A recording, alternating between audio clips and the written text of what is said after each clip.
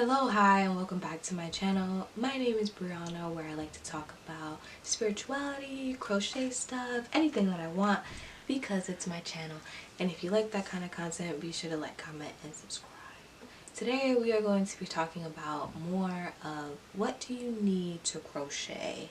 So, you surprised your girl with all those views, so I figured this is the year you might want to crochet. Like, you're like, I have my yarn, I have all these crazy people on YouTube yelling at me. Now is the time that I sit down and I do it, right? So I thought maybe I'll make a little quick video about what you'll kind of need to start. How do you start crocheting? What tools do you need? Don't be like me and buy a whole bunch of tools that you don't really need. But yeah, I just thought that would be a good video to do. So let's jump into the video. So this is my crochet pouch, and in this little square hedgehog box, I got it from a friend, I have kind of everything that you'll need, for example. So let's like poke around and see some things that we'll need. So the first thing that I definitely recommend that you get is a tape measure.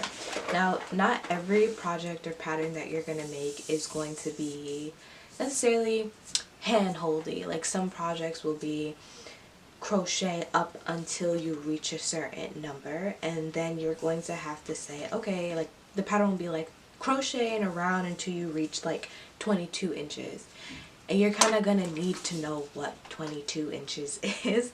Obviously, some of them, not only if you just make it'll fit, like that's usually for people who have been doing it for a little bit longer, to know that when I hit 40 stitches with the same yarn I use every time, I know it's gonna be 20 inches. You know what I'm saying? But starting out, it's kind of even hard to count your stitches to begin with. So you definitely want to have like a tape measure around to guide you.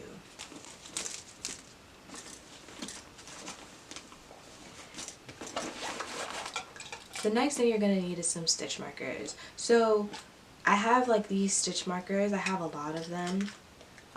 These are my favorite. I have like these little jewelry balls. Those are cute. I also have these cat in a jar ones. But whenever I have nails on, which is sometimes frequently, I like to use these lobster claws.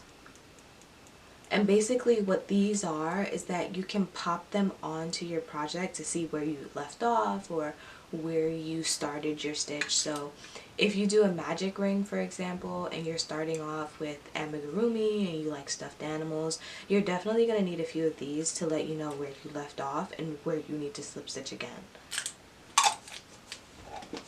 So definitely having stitch markers will help. Get the cheap ones. Don't be like me. I try to be extra. I try to be cute. Like, I don't know, I look at my projects, I'm like, wow, this is beautiful, and then I pick it up and it has this illustrious stitch marker. You don't have to be like me. There's also like really cheap ones that you can get for a lot less money, and they work. You can also use bobby pins. I've seen people use bobby pins, and guess what? They work. So don't worry about it. The next thing you're going to need is a scissor. You're going to need a scissor. Self-explanatory. You're going to need a cut yarn. Your yarn will be tangled, you need to cut it. Your project is done, you need to cut it. You'll be very upset if you're taking your project with you somewhere and you do not have a scissor. Take it from someone who knows. Because if you're in the car and you're crocheting and that yarn becomes tangled, you're done. You're done.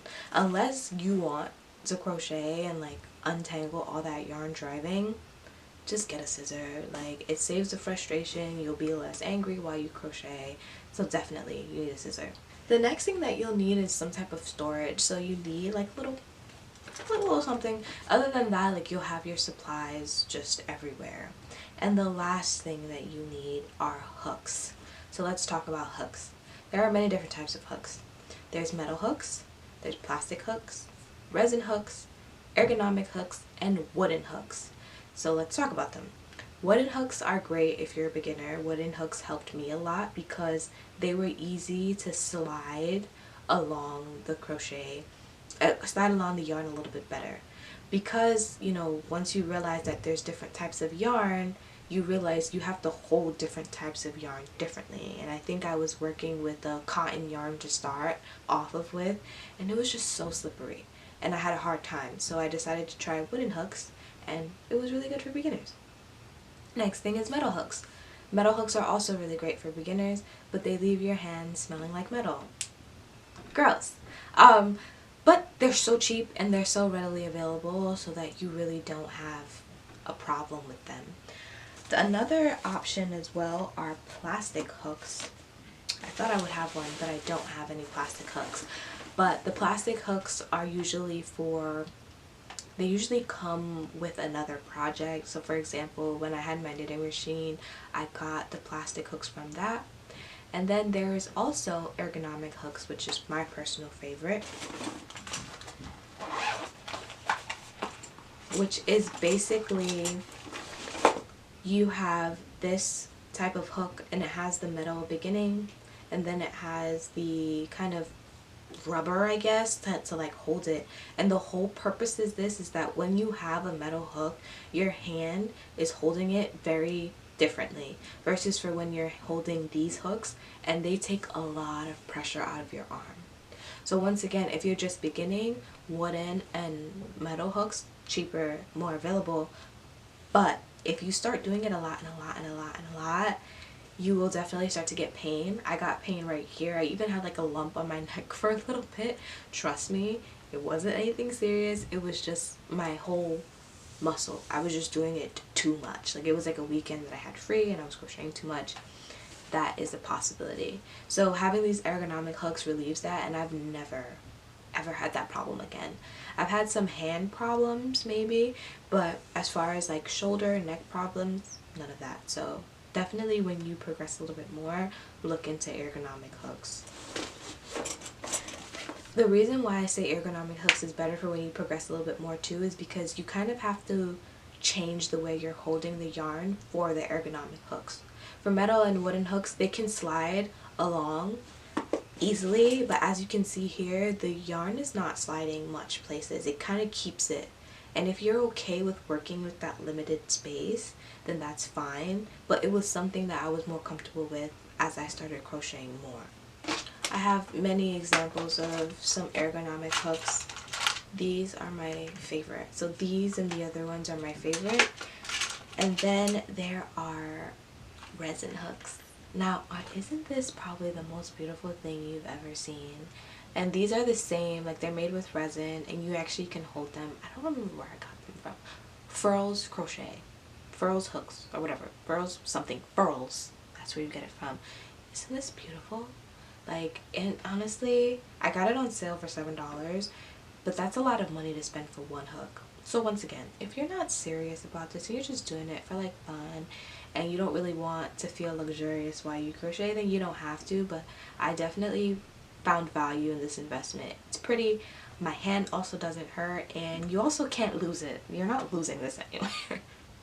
You're not losing it. So that's one of the plus sides. So the next thing that you're gonna need is yarn, and we're gonna go over the many different types of yarn and what they're used for. So the first most common yarn that you'll probably see is acrylic.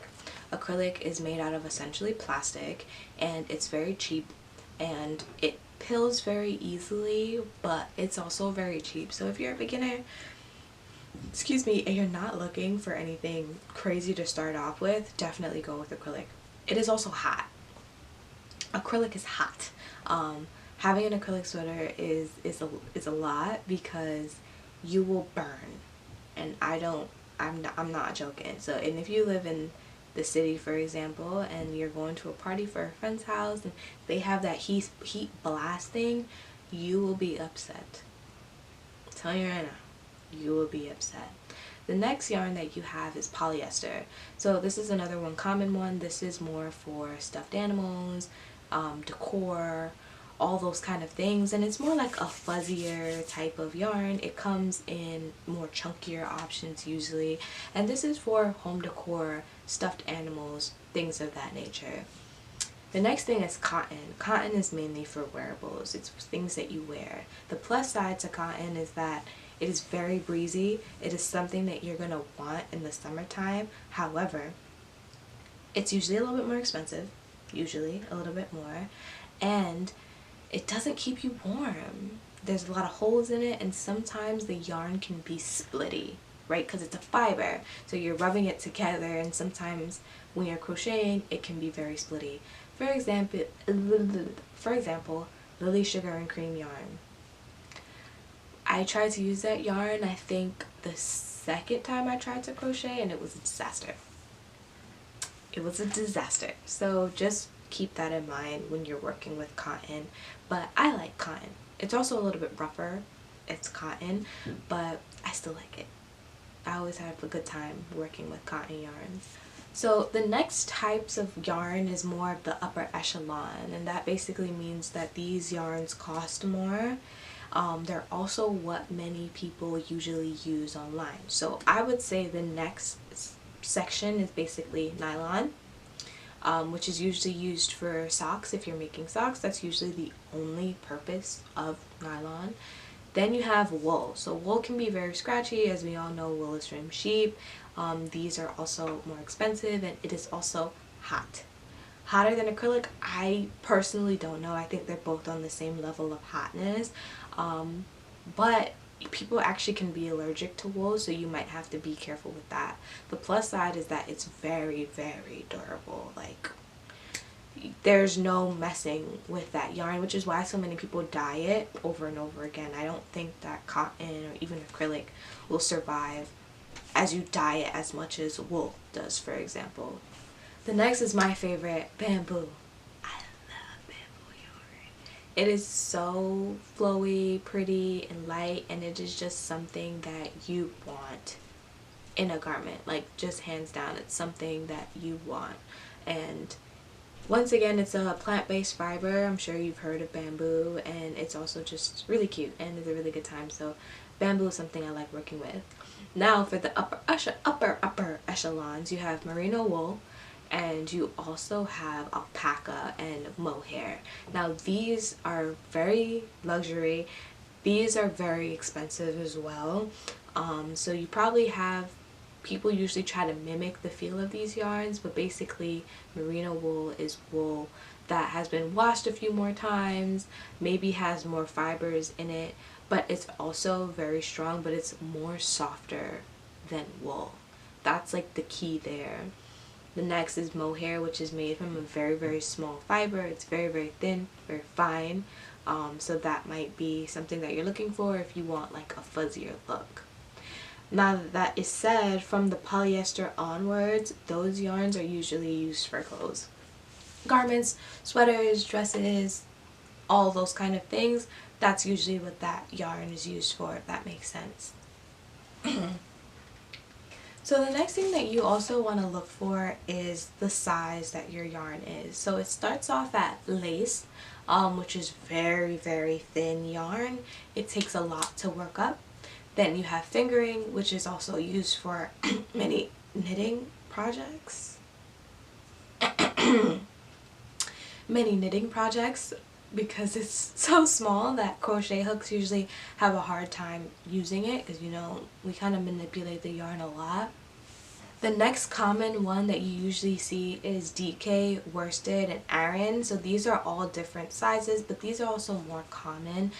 Usually when you pick up an average ball of yarn, that's usually the yarn that you're looking with. Like, this yarn that's just a little bit thicker. And then after those three, you kind of have bulky and super bulky. So it ranges from very, very thin yarn to like going way, way, way, way, way bigger, and basically based off that spectrum, you know what crochet hook that you need for each type of yarn, and it will tell you on the back of the label, so you don't have to worry.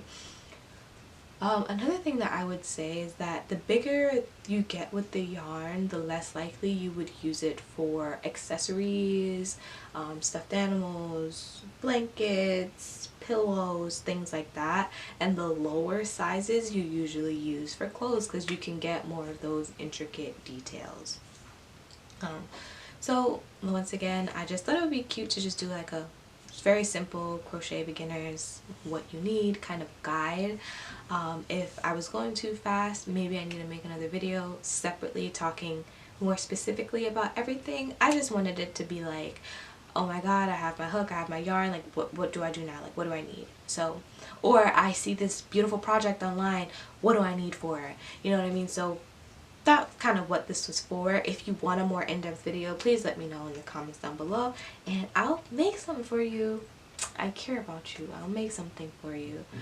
So if you like that kind of content, be sure to like, comment, and subscribe. Be sure to follow me on my socials, and I will see you next time.